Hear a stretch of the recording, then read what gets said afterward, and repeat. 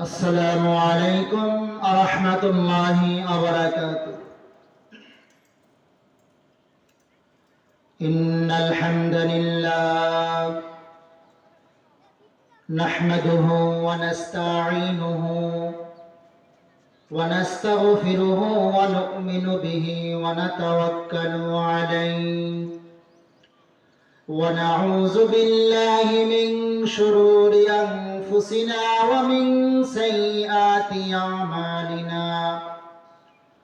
من يهده الله فلا مضل له ومن يضلل فلا هادي له. ونشهد أن لا إله إلا الله وأن محمدا عبده ورسوله. أما بعد فأعوذ بالله من الشيطان الرجيم.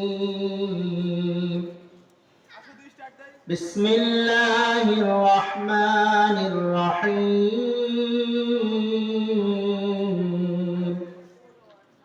إن الله وملائكته يصلون على النبي يا أيها الذين آمنوا صلوا عليه وسلموا تسليما. اللهم صل على سيدنا مولانا محمد وعلى آل سيدنا مولانا محمد. اللهم صل على سيدنا مولانا محمد وعلى آل سيدنا شافعنا محمد. बरी बरी करो रे बंदा এবারই তো তোমার নয়, 3.5 হাত মাটির নিচে সেবারই তো তোমার হয়। আল্লাহুম্মা সাল্লি আলা সাইয়্যিদিনা মাওলানা মুহাম্মদ ওয়া আলা আলি سيدنا شافعنا محمد.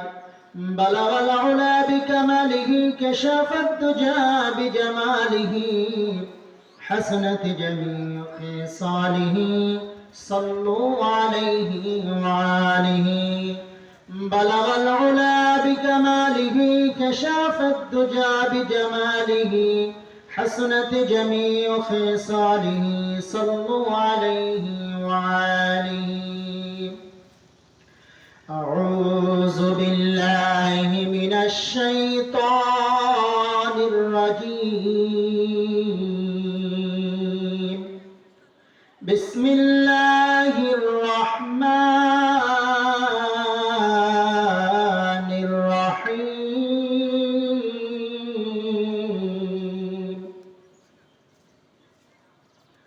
يا أيها الذين آمنوا استعينوا بالصبر والصلاة إن الله مع الصابرين.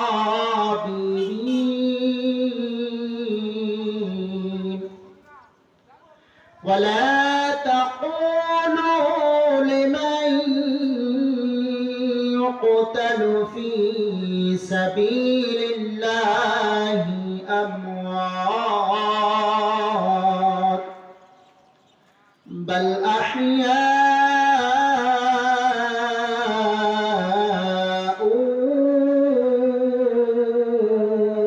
ولكن لا تشعرون.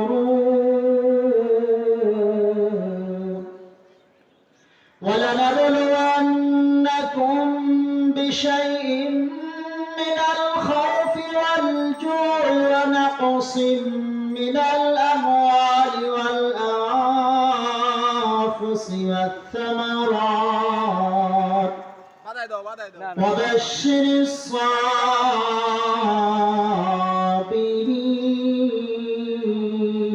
الصابرين الذين إذا أصابتهم مصيبة قالوا إنا لله وإنا إليه راجعون.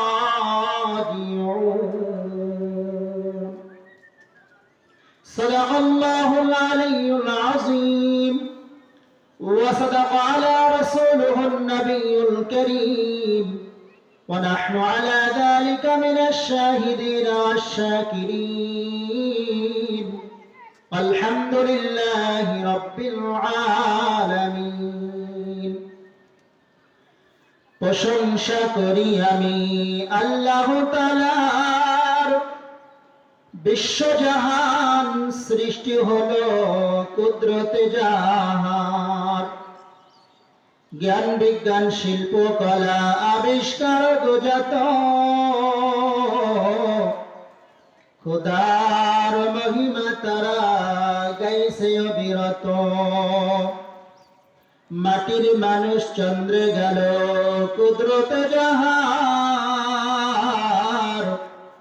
প্রশংসা করি আমি আল্লাহ তাআলার। দিনগুলো সব একই রকম, পার্থক্য নাই মতে, সাদা কালো বাচ্চাগুলো কেমন করে ফোটে। আমরা সবাই বাস করি ভাই এই পৃথিবীর রঙে, হাতের লেখা মুখের চেহারা মেলে না কারো সঙ্গে, আর মেলে না গলার আওয়াজ, আর মেলে না গলার আওয়াজ বৃদ্ধাঙ্গুলের ঠিক। আল্লাহ তাআলা একজন আছেন প্রমাণ হলো ঠিক, ঠিক কিনা বলে? আল্লাহ কয়জন? কুল হুয়াল্লাহু আহাদ, আল্লাহ এক, আল্লাহ একজন, আল্লাহ আমার আপনার রব, আল্লাহ আমার সব। যদি আমি আপনি এই কথা মুখ দিয়ে স্বীকার করি, যদি একবার বলে দেই ইন্নাল্লাযীনা ক্বালু রাব্বুনাল্লাহ সুম্মা ইসতাকামু تتنزل عليهم الملائكة ألا تخافوا ولا تحزنوا وأبشروا بالجنة التي كنتم توعدون.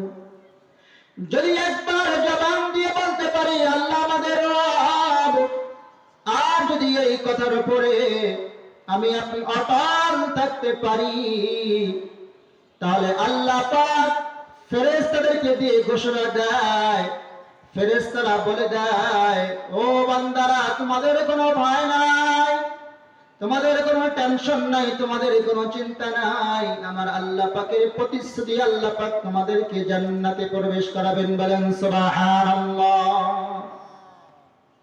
বলেন তো এখানে কার মহব্বতে, কার ভয়ে, কার ভালোবাসা নিয়ে বসেছি?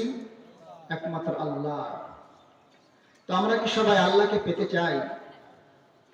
যদি আমরা আল্লাহকে পেতে চাই তাহলে তার হাবিবকে সন্তুষ্ট করতে হবে, ঠিক কিনা বলেন? আল্লাহ পাক তার হুকুম পালন করলে যতটা খুশি না হন, তার হাবিবকে খুশি করলে তার চাইতে বেশি খুশি হন। বলেন সুবহানাল্লাহ, আল্লাহু আকবার। কারণ মহান রব্বুল আলামিন পবিত্র কোরআনুল কারীমের মধ্যে বলেন, ও বান্দারা তোমরা কি মাফ পেতে চাও, ক্ষমা পেতে চাও, আমার রহমত পেতে চাও, আমার দয়া পেতে চাও, তাহলে আমার রাসূলের আনুগত্য করো। কুল ইন কুনতুম তুহিব্বুনাল্লাহ ফাত্তাবিউনি ইউহিব্বুকুমুল্লাহ ওয়া ইয়াগফির লাকুম যুনুবাকুম আল্লাহু গফুরুর রহিম। কুল ইন কুনতুম তুহিব্বুনাল্লাহ, তোমরা যদি আমি আল্লাহ পাকের দয়া পেতে চাও, ভালোবাসা পেতে চাও, রহমত পেতে চাও, আমার রাসূলকে ভালোবাসো, আমার রাসূলের আনুগত্য করো, আমার রাসূলের অনুসরণ করো। ঠিক কিনা বলেন? যদি আমি আপনি রাসূলের ইত্তিবা করতে পারি, রাসূলের আনুগত্য করতে পারি, তাহলে আমার আপনার লাভ কি? আল্লাহু গফুরুর রহিম। আল্লাহ পাক আমাকে আপনাকে ক্ষমা করে দিবেন, মাফ করে দিবেন। আমার আপনার জীবনে যত গুনাহ আছে সব কিছু আল্লাহ পাক মাফ করে দিবেন। বলেন সুবহানাল্লাহ। তাহলে বোঝা গেল রাসূলকে ভালোবাসা ছাড়া আমার আপনার জীবনের ছোট বড়, সগীরা কবিরা, জাহেরি বাতিনি, শিরকে বিদআতি, হাতের গুনাহ, পায়ের গুনাহ, চোখের গুনাহ, যত গুনাহ করেছি রাসূলকে ভালোবাসা ছাড়া ক্ষমার যোগ্য না। যদি রাসূলকে ভালোবাসতে পারি, অটোমেটিকলি আল্লাহ পাক বলতেছেন মাফ করে দিব। কি করে দিবেন বলেন? মাফ করে দিবেন, ক্ষমা করে দিবেন।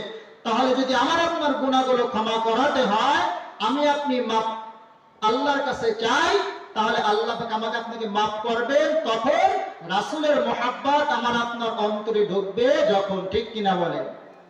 রাসূলের মহব্বত অন্তরে আছে তো? একবার যদি আমি আপনি রাসূলের মহব্বত নিয়ে দুরূদ শরীফ পড়ি, আমার আল্লাহ বলেন আমি 10 বার আমার এই বান্দার উপর রহমত বর্ষণ করি। আমি রহমতের চক্ষু দ্বারা আমি আমার এই বান্দার উপরে 10 বার তাকাই। চিল্লায় বলেন আল্লাহু আকবার। একবার আপনি পড়বেন, মাত্র একবার সাল্লাল্লাহু আলাইহি ওয়াসাল্লাম আপনি বলা শুরু, আল্লাহ পাক আপনার উপরে রহমতের চক্ষু দ্বারা 10 বার তাকাবেন। বলেন আল্লাহ যদি আমার আপনার উপরে রহমতের চক্ষু দ্বারা 10 বার তাকায়, আমার আপনার জীবনটা সোনায় সোহাগা। ঠিক কিনা বলেন? কত সৌভাগ্য আমি আপনি। আর যদি রাসূলের বিরুদ্ধে আমি আপনি যাই, তাহলে আমার আপনার দুর্গতি, আমার আপনার ক্ষতি আছে কিনা বলেন? দেখেন ছোট্ট একটা ঘটনা বলবো। আমরা সকলেই আবু জাহেলের নাম শুনছি কিনা বলেন? আবু জাহেল এক সময় আমার রাসূলকে এত ভালোবাসতো, রাসূলকে কিন্তু আবু জাহেল ভালোবাসছে, কিন্তু সমস্যা এক জায়গায় আছে। আল্লাহ পাক কিন্তু এখানে ভালোবাসার কথা বলে নাই। ভালোবাসতে হবে এবং ইত্তিবা করতে হবে, তার হুকুমগুলো মানতে হবে। বলেন বাবা যদি সন্তানকে ভালোবাসার দাবি করে, সন্তান যদি বাবাকে ভালোবাসার দাবি করে, আর সন্তান যদি বাবাকে খালি মনে মনে ভালোবাসে, বাবা আমি তোমারে খুব ভালোবাসি, কিন্তু বাবার কোনো কথাই শোনে না, তাহলে কি বাবা সন্তুষ্ট? বাবাকে জানি যা, সন্তান বামে যা, বাবাকে এই কর ওই কর, সন্তানকে পারবো না, তাহলে কি বাবা সন্তানের উপরে খুশি? অথচ সন্তানকে যদি জিজ্ঞাসা করি, ও সন্তান তুমি কি তোমার বাবাকে ভালোবাসো না? সন্তান বলে হ্যাঁ আব্বা ভালোবাসো না, কেন? জম্মের বাসাবাসি। বলে তো কিছুতে শোনো না। বলে না শুনলে কি হয়েছে, ভালো তো ঠিকই বাসি। সন্তান যদি বাবাকে ভালোবাসার কথা মুখ দিয়ে বলে, যদি কাজে কর্মে বাবার কথা না মানে, তাহলে বাবা যেমন খুশি হইতে পারে না। আমার রাসূল বলেন আমাকে মনে মনে ভালোবাসলেই ভালোবাসা হবে না, আমাকে মনে মনে মহব্বত করলেই ভালোবাসা হবে না। আমাকে ভালোবাসতে হলে আমার আনুগত্য করতে হবে, আমার ইত্তেবা করতে হবে, আমার হুকুমগুলো মানতে হবে। যদি আমার হুকুমগুলো বান্দা তুমি মানতে পারো, তাহলে তুমি আমার সত্যিকারের উম্মত। ঠিক কিনা বলে? তো আবু জাহেল নবীকে ভালোবাসতো, এটা বাস্তব। এরা কি বলে? বাস্তব। কিন্তু সমস্যা একটা ছিল, আবু জাহেল নবীজির কোনো হুকুম, কোনো কথা মানত না। আবু জাহেল বলতো মুহাম্মদ নিঃসন্দেহে সত্যবাদী, আল আলামিন, এই কথা বিশ্বাস করত। একদিন আবু জাহেল উতবা সাহেবা সকলকে নিয়ে আল্লাহ রাসূল একটা মজলিস ডাকছেন একটা পাহাড়ের চিপায়। নবীজি একটা পাহাড়ের চিপায় গিয়ে একটা লাল পতাকা উড়াই দিলেন। লাল পতাকা উড়াই দিয়ে আল্লাহ রাসূল একটা বিপদ সংকেত, এই আরবের জমিনে যখন কোনো লাল পতাকা ওড়ানো হয় তখন মানুষই মনে করত যে একটা বিপদ সংকেত, কোনো মানুষ মনে বিপদে পড়েছে, তাই লাল পতাকা উড়াইছে। তো সকল মানুষ ওই লাল পতাকা দেখে এখানে জড়ো হয়ে যাইত। যখন বিশ্ব নবী রাহমাতাল লিল আলামিন সাইয়্যিদুল মুরসালিন খাতামুন নবিয়্যিন মুহাম্মদুর রাসূলুল্লাহ সাল্লাল্লাহু আলাইহি ওয়াসাল্লাম যখন একটা পাহাড়ের চিপায় গিয়ে একটা লাল পতাকা উড়াইয়া দিলেন, লাল পতাকার সংকেত পেয়ে আবু লাহাব, উতবা, সাইবা, আবু জেহেল সবাই এই লাল পতাকা দেখে মনে করলো কোনো একটা মানুষ বিপদে পড়েছে, সবাই তোমরা আসো আমরা ওখানে যাই। সবাই ওখানে জড়ো হয়ে গেছে। এখন যাই দেখে মুহাম্মদুর রাসূলুল্লাহ সাল্লাল্লাহু আলাইহি ওয়াসাল্লাম লাল পতাকা ধরে বসে আছে। আবু জাহেল জিজ্ঞেস করে, ভাতিজা রে, তুমি কোন বিপদে পড়ছো, কোন সমস্যার মধ্যে আছো? তুমি তো আমার কাছে গেলেই হইতো, এই পাহাড়ে আইসা লাল পতাকা উড়াইয়া আমাদেরকে তুমি বিপদে ফেলাইছো, বলো তোমার কি সমস্যা? মুহাম্মদুর রাসূলুল্লাহ সাল্লাল্লাহু আলাইহি ওয়াসাল্লাম বললেন, ওগো আমার চাচা, আমার মতন বিপদালা, আমার মতন বড় কষ্টে এই আরব জমিনে আর কেহ নাই। ও ভাতিজা, তোমার কেমন কষ্ট? আমরা থাকতে তুমি কষ্ট ভোগ করবা, কষ্ট পাবা তা তো হয় না, বলো তোমার কষ্টগুলো কি, আমরা তোমার কষ্ট দূর করব। আটটা দর্শে চাচা, সত্যি আপনি কি আমার কষ্ট দূর করবেন? সত্যি বলেন চাচা।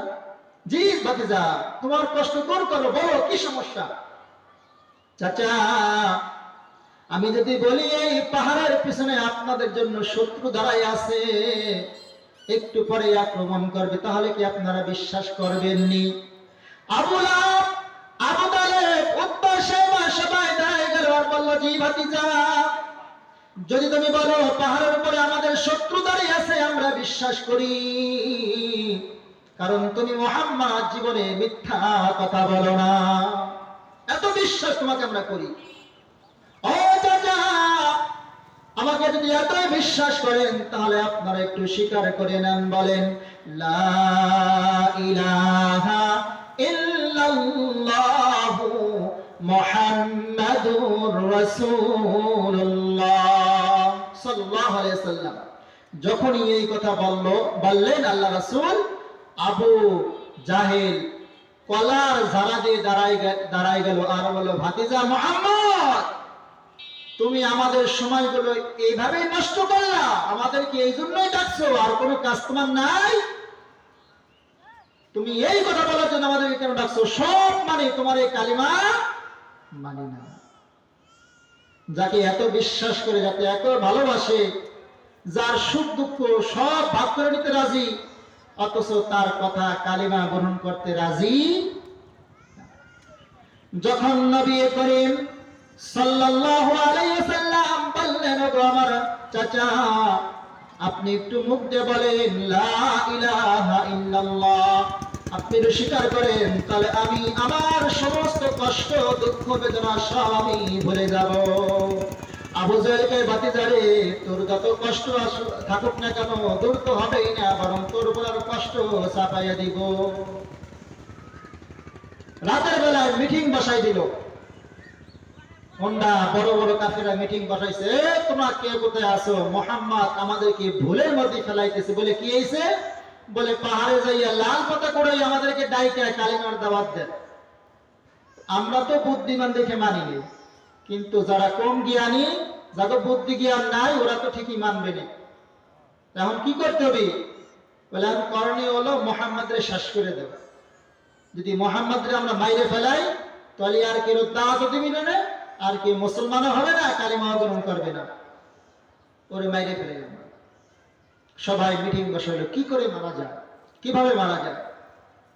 মারার জন্য ষড়যন্ত্র শুরু করে দিল। একজন আরেকজনকে বলে, মারবা তো মারবা, আগে একটু অপমান করি, আগে একটু অপদস্থ করি, এমনি দেশ ছাইরা যাবি, দেশের থেকে বাইরে যাবি, কারণ ওর বাপ নাই, ওর মাইরা লাভ নাই, মারার কাম নাই, আগে দেখি একটু বুঝাইয়া শোনাইয়া দেশের থেকে যদি তারাই যেতে পারি, তাহলেই তো ঝামেলা শেষ। বলে কি করবা? বলে আগে একটু অপমান করি। বলে অপমান কিভাবে করব? বলে মিশরের হাবিব বিন মালিককে দাওয়াত দাও। বলে কেন দাওয়াত দিব? বলে দাওয়াত দিয়ে একটা মাহফিলের আয়োজন করো, আজকে যে আমরা মাহফিলটি সাজাইছি, এরকম একটা মাহফিলের আয়োজন করো। সবাই চিন্তা ভাবনা করতেছে কি অবস্থা, মাহফিল সাজাবে মানে? আবু জাহেল কয় হ্যাঁ, মাহফিল আমি আবু জাহেল সাজাইয়া দিব, আর আমি মুহাম্মদকে দাওয়াত দিব প্রধান বক্তা হিসেবে। আরবের মধ্যে হইচই পড়ে গেল, কয় কি যে আবু জাহেল মুহাম্মাদের শত্রু, মুহাম্মাদের কথা কখনো গ্রহণ করে না, আজ আবু জাহেল মুহাম্মাদকে প্রধান বক্তা বানাইয়া মাহফিলের আয়োজন করতেছে, মাহফিল সাজাইতেছে। তাহলে কি আবু জাহেল কালিমা গ্রহণ করে মুসলমান হবে নাকি হয়ে গেছে? সবার মাঝে একটা আতঙ্ক ছড়াই গেল, যদি আবু জাহেল মুসলমান হয়ে যায় তো হিন্দুত্বের হিন্দুগিরি শেষ, নাস্তিকের নাস্তিকগিরি শেষ। সবার মনে একটাই ধারণা, কি আবু জাহেল কেন মাহফিলের আয়োজন করে? অবাক কাণ্ড না কান্দি? যদি আপনাদের গ্রামে এসে কোনো হিন্দু বলে যে জায়গা দিনই মাহফিল দিব, তাহলে এটা অবাক করার জিনিস না কান্দি? মুসলমানরা পারে না এই মাহফিলটা করতে, কত মেহনত, ঠিক কিনা বলে? এই যে আমার ভাইরা খিচুড়ি পাকাতেছে কত কষ্ট কইরা, এই যে প্যান্ডেল সাজাইছেন কত কষ্ট করে, টাকা দিয়ে, পয়সা দিয়ে, বুদ্ধি দিয়ে, বিবেক দিয়ে, শ্রম দিয়ে, তারপরে সেখানে এই জায়গায় বসার সুযোগ পাইছেন, ঠিক কিনা বলেন? এমনি এমনি হয়েছে নি? এমনি এমনি হয় নাই। তো কাজেই আবু জাহেল এত কষ্ট কেন করতেছে? সবার মধ্যে একটা প্রশ্ন, কি রে আবু জাহেলের কি হইল? এত কষ্ট করে মানুষকে দাওয়াত দেয়, মুহাম্মদ নিজে দাওয়াত দিয়েও এত লোক এক জায়গা করা সম্ভব ছিল না ওই সময়ের জমানায়। আবু জাহেলের কথা সবাই শুনতো, আবু জাহেলের দাওয়াতে সমস্ত মানুষগুলো একখানে হয়ে গেল। চিল্লায়ে কান সুবহানাল্লাহ।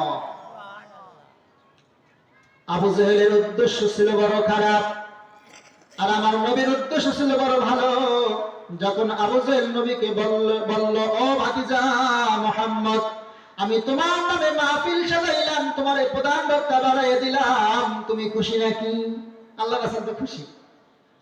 জি আচ্ছা, আপনি এত বড় ভালো কাজ করবেন, আমার প্রধান বক্তা বানাবেন, আমার জন্য মাহফিল সাজাবেন, আমার তো কাম এই ওয়াজ নসিহত করা, মানুষকে কালেমার দাওয়াত দিয়া হিদায়াত করা, আমার পক্ষে সম্ভব না। এই সারা গ্রাম, সারা মক্কা মদিনার মানুষ এক জায়গা কইরা দিন প্রচার করা, আপনি যে আমার এই সহযোগিতা করলেন, আমি আপনার উপর কৃতজ্ঞতা প্রকাশ করি, আমি আপনার উপর বড় খুশি। আমি দিনের দাওয়াত, সবাইকে এক জায়গা কইরা দিনের দাওয়াত দেওয়ার সুযোগ পাবো। আবু জাহেল কয়, বাতিজা রে বাতিজা, খুশি হইও না, মনে মনে কয় খুশি হইও না, তোমার জন্য বড় দুঃসংবাদ। আর মুহাম্মদ মনে মনে কয়, ও চাচা, যদি আপনি কালিমা গ্রহণ নাও করেন, আমার জন্য সুসংবাদ। নবীর কাছে সুসংবাদ, আর আবু জাহেলের কাছে কি? দুঃসংবাদ। আরো বলে দিল, ও ভাতিজা, আমি কিন্তু মিশরের হাবিব বিন মালিককে দাওয়াত দিয়েছি, এই হাবিব বিন মালিককে দেখার জন্য অনেক মানুষ আসবে। নবীজি কয়, আরো ভালো হইল, আমার জন্য আরো ভালো হইল। ও চাচা, আর কারে কারে কইছেন? কয়, উতবা সাহেবা, সবাইরই তো কইছি। বেশ ভালো কথা, আলহামদুলিল্লাহ, আমি বড় খুশি। তো মাহফিলটা কবে দিবেন, কখন দিবেন, কোন সময় দিবেন, জানাইয়া দেন। অমুক দিন অমুক টাইমে মাহফিলটা হবে। ও ভাতিজা, তুমি সময় মতো উপস্থিত থাকো, কারণ তুমি হলো প্রধান বক্তা। বলেন যে আজকের মাহফিলের প্রধান বক্তা যদি উপস্থিত না হয়, মাহফিল হয়? মাহফিলের অবস্থা কাহিল না কান্দি? যদি প্রধান বক্তা না আসে, তাহলে সর্বনাশ না কান্দি? প্রধান বক্তা আমাদের আনিসুর রহমান, ঠিক কিনা বলেন? তিনার ওসিলাই তো আজকে আমাদের এই এত আয়োজন নাকি? তিনি আমাদের সবার শেষে, আমাদের শেষ মোনাজাত দিয়ে আমাদেরকে নিয়ে তিনি আলোচনা করবেন, আমরা তার আলোচনা শুনবো তো ইনশাআল্লাহ। মুহাম্মদ ওই মাহফিলে অংশগ্রহণ করলেন, উদ্দেশ্য বড় ভয়ঙ্কর, উদ্দেশ্য বড় খারাপ। আবু জাহেল দুইটা চেয়ারের ব্যবস্থা করছে। কয়টা চেয়ার? দুইটা চেয়ারের ব্যবস্থা করছে। একটা চেয়ারে আবু জাহেল হলো সভাপতি, আর হাবিব বিন মালিককে একটা চেয়ারে বসাইছে মেহমান হিসেবে, প্রধান মেহমান। কি মেহমান? প্রধান মেহমান। তো প্রধান মেহমানের জন্য একটা স্বর্ণের চেয়ার বানাইছে। কিসের চেয়ার? স্বর্ণের চেয়ার। হাবিব বিন মালিককে, মিশরের হাবিব বিন মালিককে স্বর্ণের চেয়ারে বসাই দিবে, আর উনি তো সভাপতি মাহফিলের, তাই উনির উপর একটা চেয়ার রাখছে, ওই জায়গায় উনি বসবে। মানে প্রধান বক্তা যিনি, তিনার কোনো চেয়ার নেই। বলেন তো, আমি ওয়াজ করতেছি, আমার যদি চেয়ার না থাকে, আমি কোথায় বসবো? প্রধান বক্তা যিনি, ওয়াজ যিনি করবে, তিনার আসন নাই, উনি সভাপতি হইয়া চেয়ার নিয়ে বসে গেছে, আর মিশরের হাবিব বিন মালিককে প্রধান মেহমান বানাইয়ে পাশে বসা রাখছে, প্রধান বক্তা খালি। শ্রোতারা বড় অবাক হয়ে গেল, হায় রে হায়, আজকে কি হয়ে যাবে? প্রধান বক্তা আসতেছেন, রাহমাতাল লিল আলামিন আসতেছেন, জনগণ সবাই মুহাম্মাদের দিকে তাকায় আছে আর ভাবতেছে আবু জাহেল মাহফিল সাজাইলো, আজকে এই মাহফিলে আল্লাহ রাসূলকে না জানি অপমান করে অপদস্থ করে বের করে দিবে। সবাই মুসলমানরা কাঁদতেছেন, চোখ দিয়ে পানি পড়তেছেন, হায় রে হায়, দুইটা চেয়ার দুইজনে আসন গাইরা বসে আছে। আর এমন রাসূল কাউকে যে উঠাবেন সেরকম তো রাসূল না, অমায়িক রাসূল, রাসূলের মতন নরম মানুষ, নরম মনের মানুষ, মাটির মানুষ, সবচাইতে উদার মনের মানুষ আল্লাহ রাসূল, এর চাইতে মানুষ হয় না। ওয়া ইন্নাকা লাআলা খুলুকিন আযীম, আল্লাহ রাসূলের চরিত্রের মধ্যে কোনো ভেজাল নাই, সবচাইতে দামি মানুষ, সবচাইতে চরিত্রবান মানুষ আল্লাহ রাসূল, তিনার মধ্যে বিন্দু পরিমাণ অহংকার ছিল না। আল্লাহ রাসূল আসতেছেন, ওদিকে জিবরাইল আল্লাহর কাছে বলে, আল্লাহ আমার একটা নালিশ, তুমি আমার নালিশটা গ্রহণ করো, তুমি এখন কোথায় আছো? আল্লাহর জিজ্ঞাসা ফেরেশতা, ও আল্লাহ তুমি এখন কোথায় আছো? আল্লাহ পাক বললেন, ও জিবরাইল রে, আমি তো আমার আরশের মহল্লায় আছি, কি সমস্যা বল?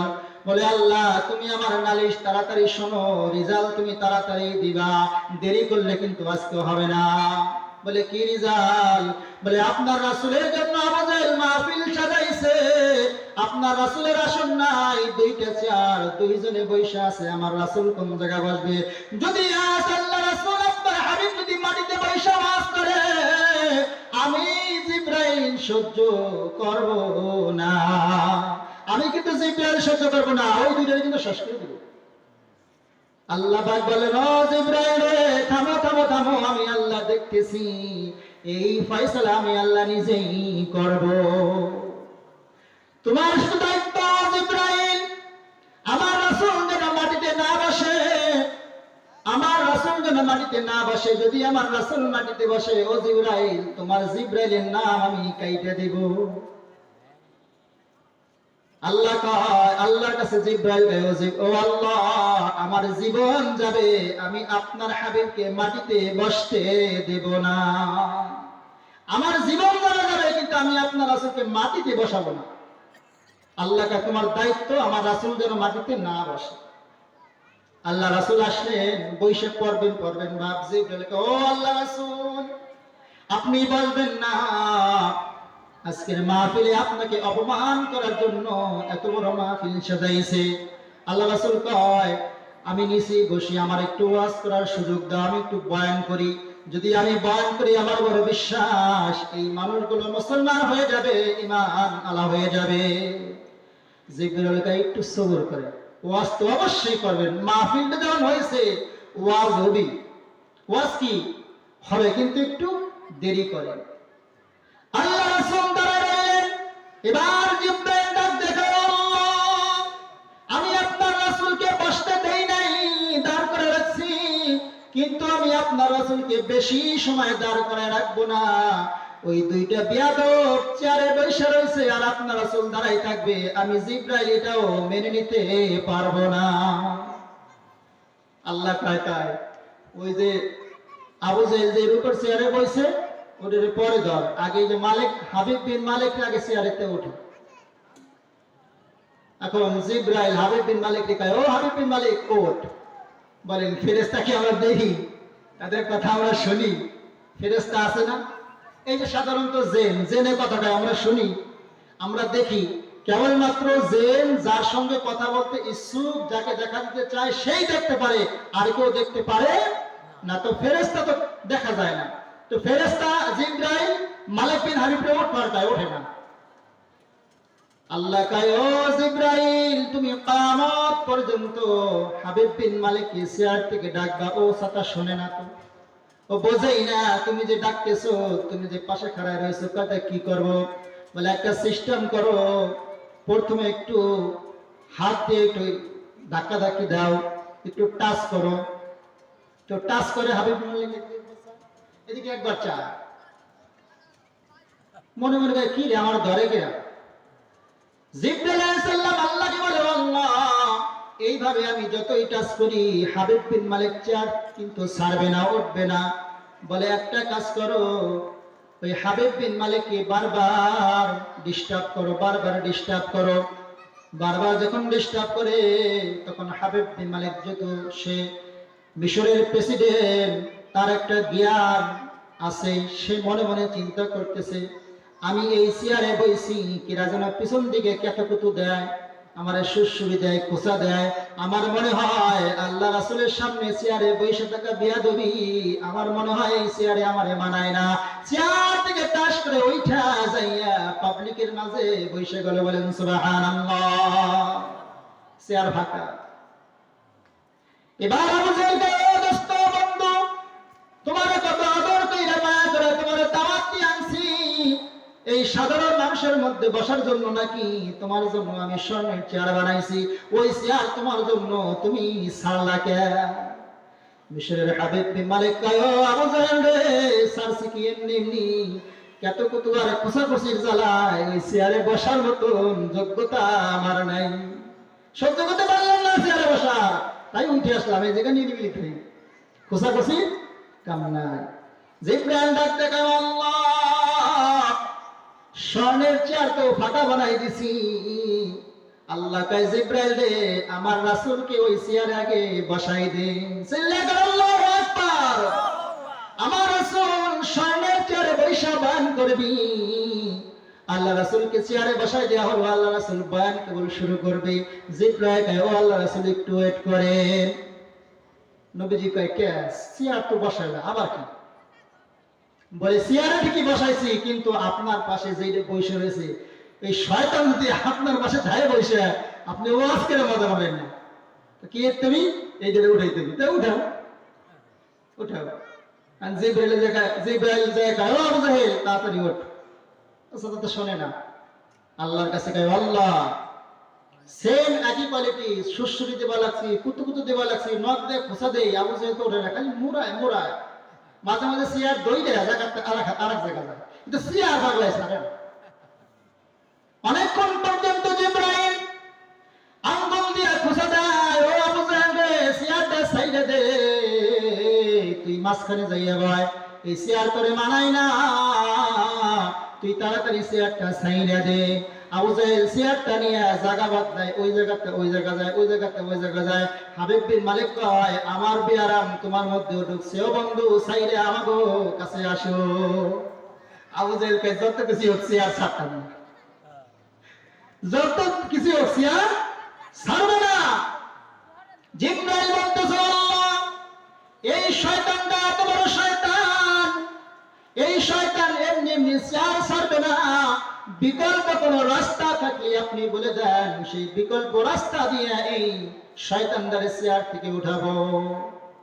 আল্লাহ পাক বলে দিলেন, জিবরাইল রে, দুই কান ধর, কান ধরে টান দে। এবার কান পিছন দিয়ে কান মোড়ায়। আবু জাহেল খালি পিছন দিকে তাকায়, এই মোড়ে তাকায়, ও আল্লাহ কান টানে কেডা, দেখি না তো কাউরে, কান টানে কে? তারপরও চেয়ার থেকে ওঠে না। আল্লাহ পাক বলেন, আমার জিবরাইল রে, এই শয়তানের কান ধরে টানলে উঠবে না, পাছা একটা লাঠি মার। কান তো দোষী দোষী, একটা লাঠি মার, তবে সাবধান, চেয়ার যেন নিবার না পারে। এক হাতে চেয়ার ধর, আর এক হাতে লাঠি মার, চেয়ার যেন তো রাতেই থাকে, চেয়ার উনি ছাড়বে না মরে গেলে। জিবরাইল এক হাত দিয়ে কান ধরলেন, কান ধরে টাইনা উঠাই আলাইছে, আর এক হাত দিয়ে চেয়ার ধরে লাঠি মারছে। এক লাঠি মারার ঠেলায় ওই হাবিব বিন মালিকের কোলের মধ্যে যায় পড়ছে। চিল্লায়ে কান আল্লাহু আকবার। কোলের মধ্যে যায় কয়, বন্ধু কি অবস্থা, আমার কোলে এসে বসলে কেন? ভাই লাঠির কোথায়, আর চেয়ারে বসতে পারলাম না, জন্মের লাঠি মারছে। হাবিব বিন মালিক কয়, ও বন্ধু আগের আসলে তো লাঠি খাইতে না, আগের আসলো নাকি, এখন এই যে মাহফিলটা সাজাইছো, তোমার তো আতে হারিকেন। বলে কে? বলে এখন তো চেয়ারে বৈশা বয়ান শুরু করবি। ওটার চেয়ার ফাঁকা হয়ে গেল, আবু জাহেল উঠে গেল। এবার জিবরাইল গেল, আল্লাহ চেয়ার কইরা ফাঁকা। আল্লাহ কয় জিবরাইল রে তুমি এবার প্রকাশ হও, তুমি এবার প্রকাশিত হইয়া দাহিয়াতের কালবের সূরত ধরো, সূরত ধরে আমার হাবিবের পাশে বসে পড়ো। তুমি যখন দাহিয়াতের কালবের সূরত ধরে আমার হাবিবের পাশে বসবা, আমার হাবিবের পাওয়ার বেড়ে যাবে, জোর বেড়ে যাবে, আমার রাসূলের বয়ান করতে বড় সুবিধা হয়ে যাবে। চিল্লায়ে বলুন আল্লাহু আকবার। দাহিয়াতির কালবের সূরত ধরে হযরতে জিবরাইল আলাইহিস সালাম নবীজির বাম পাশে বসে গেলেন আর আল্লাহ রাসূল বয়ান শুরু করে দিলেন। আল্লাহ রাসূল দিন বয়ান করে যত মানুষ হয়েছিল শুধু বড় বড় কাফেরগুলো ছাড়া, উতবা সাইবা আবু জাহাল এই এরা ছাড়া সাধারণ যত মানুষ ছিল সবাই সেই দিন কালিমা গ্রহণ করে মুসলমান হয়ে গেল। চিল্লায়ে আল্লাহু আকবার। সেই দিন থেকে ইসলামে মানুষ বেড়ে গেল, সেই দিন থেকে শুধু বাড়তেই লাগলো। আজও পর্যন্ত ইসলামী মানুষ বাড়তেছে, ঠিক কিনা বলেন? আর ইসলামের লোক আর কমবে না। ইসলামের বিজয় আছে না নাই বলেন? ইসলামের এক কথা জানবেন, ইসলামের কোনো পরাজয় নাই। ইসলামের কি নাই? কোনো পরাজয় নাই, বিজয় নিশ্চিত আছে। এই মুসলমানদেরই একদিন বিজয় হবে, মুসলমানদেরই জয় হবে, ইসলামের জয় হবে। এই বাংলার জমিনে সারা পৃথিবীতে কালেমার পতাকা একদিন উড়বে, ঠিক কিনা বলেন? তো এই জন্য আমরা রাসূলকে ভালোবাসবো তো? রাসূলের মহব্বত আমাদের অন্তরে আছে তো? রাসূলকে ভালো না বাসলে আমার আপনার জীবনের গুনাহ কি হবে না? মাফ হবে না। যদি আমার আপনার জীবনের গুনাহগুলো আমরা মাফ করাইতে চাই, তাহলে আমার রাসূলের মহব্বত, রাসূলের ভালোবাসা আমার আপনার প্রত্যেকের অন্তরের মধ্যে ফিট করতে হবে। আমরা ফিট করবো তো ইনশাআল্লাহ? রাসূলের মহব্বত, রাসূলের ভালোবাসা আমার আপনার অন্তরের ফিট করবো তো ইনশাআল্লাহ? রাসূলের আদর্শে আমরা আদর্শবান হব, ঠিক কিনা বলেন?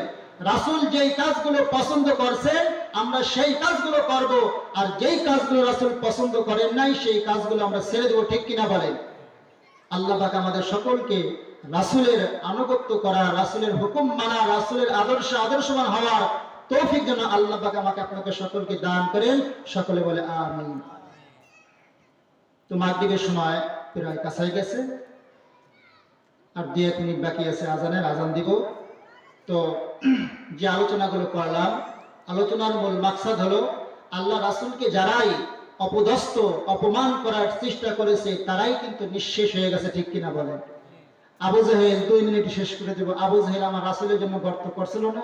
সবাই জানেন না? সেই গর্তে আবু জাহেল নিজেই কিন্তু পড়ছিল। গর্তের মধ্যে পইরা এখন আবু জাহেলকে উঠানোর জন্য যারা রশি দেয়, যত রশি এক হাত করে বাড়ায় উনি এক হাত করে তলে যায়, ওই এক হাত আর শেষ হয় না। খালি গায়ে রশি বাড়া, রশি বাড়া, রশি যত বাড়ায় উনি ততই নিচ দিকে যায়। পরে লাস্টে গায়ে তোরা আর রশি বাড়াইয়া আমার নিচের দিকে ঠেলিস না, রশি আর কে বাড়াইস না। বলে তাই কি করবো? রশি তো আনতে আনতে বহুত রশি আনছি, আপনি অনেক তলে চলে গেছেন, এখন কি করবো? কয় আমার এখান থেকে একমাত্র মুহাম্মদই উঠাইতে পারবে, মুহাম্মদ রে খবর দে। মুহাম্মদ যদি এই রশি হাত দিয়ে ধরে ওই এক হাত কমে যাবে, আমি তাড়াতাড়ি উঠতে পারবো। মুহাম্মদ ছাড়া আমি এই গর্তের থেকে উঠতে পারবো না। মুহাম্মদকে ডাকা হলো। নবীজি আসলেন, যখন শুনছে যে চাচা আবু জাহেল গর্তের মধ্যে পড়ে গেছে, নবীজি কয় হায় রে হায়, আমার চাচা গর্তে থাকবে, এটা কি সম্ভব? উনি তাড়াতাড়ি চলে আসছেন। আসার পরে বলতেছে, চাচা এই যে রশি, হাত লাগান।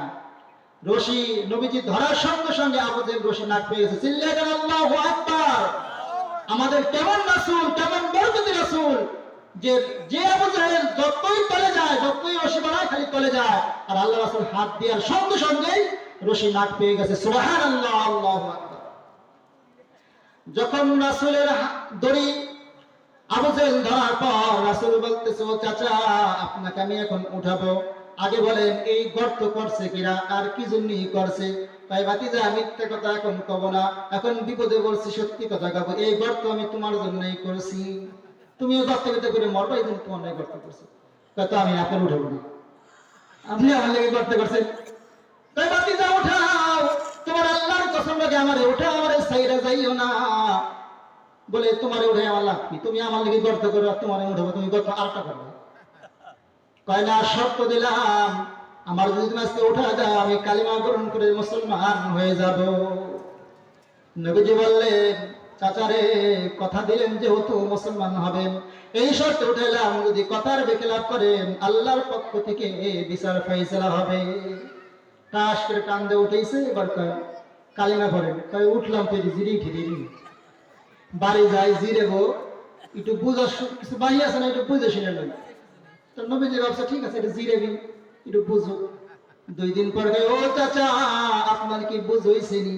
তাই বুঝ হইছে তুমি বড় জাদুঘর। বলেন নাউজুবিল্লাহ। তাই তুমি বড় জাদুঘর হইল কথা। এই জন্য আল্লাহ রাসূল যতই চেষ্টা করছে আবু জাহেলকে হিদায়াত করার জন্য পারে না। পরে আল্লাহ পাক লাস্টে আয়াত নাযিল করে দিলেন, ও রাসূল আমি আপনাকে বানাইছি দিন প্রচার করার জন্য, আমি আপনাকে দারোগা বানায় পাঠাই নাই। হিদায়াতের মালিক, হিদায়াতের চাবিকাঠি আমি আল্লাহর কাছে। ও আবু জাহেলের হিদায়াত নাই, ওরে আপনি যতই বোঝেন কাজ হবে না। হিদায়াত থাকলে সেটা কাজ হবে। এই যে আল্লাহ পাক আমাদেরকে কবুল করছে দেখেন, তাই আমরা আসতে পেরেছি, বসে গেছি মাহফিলের ময়দানে। মুহাব্বত আছে তাই বসতে পেরেছি। আর যদি ঈমান না থাকতো, আল্লাহ পাকের কাছে রহমত না থাকতো, এখানে আমরা আসতে পারতাম না। এই যে রাসূলের আমরা কথাগুলো শুনলাম, এই শোনার কারণে হয়তো কিয়ামতের ময়দানে আল্লাহ পাক আমাদের জীবনের গুনাহগুলো মাফ করে আমাদেরকে জান্নাতবাসী করে। বলেন সুবহানাল্লাহ। বলেন নবীর কথা শুননি লাভ নাকি লস? বলেন আমরা পৃথিবীর কত সাহিত্য ব্যক্তিদের, কত নামী দামি ব্যক্তিদের উপন্যাস পড়ি, ঘটনা পড়ি কি করি না? বলেন তাদের ঘটনা পড়িয়া আমাদের 4 পয়সারও লাভ নাই, কিন্তু আল্লাহ রাসূলের জীবনী পড়িয়া তার জীবনী শুনে লাভ আছে না নাই? বলেন লাভ আছে। এই জন্য আল্লাহ রাসূলের জীবনী শুনলে আমাদের শুধু লাভ আর লাভ।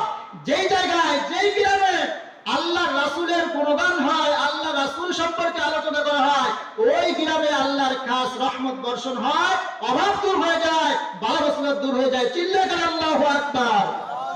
পৃথিবীর কোন মানুষের নাম নিয়ে আলোচনা করলে রহমত বর্ষণ হয় না, মুক্তির কোনো ফয়সালা হয় না, অভাব দূর হয় না। একমাত্র আল্লাহ রাসূলের নাম নিলেই অভাব দূর হয়ে যায়, বালা মুসিবত দূর হয়ে যায়।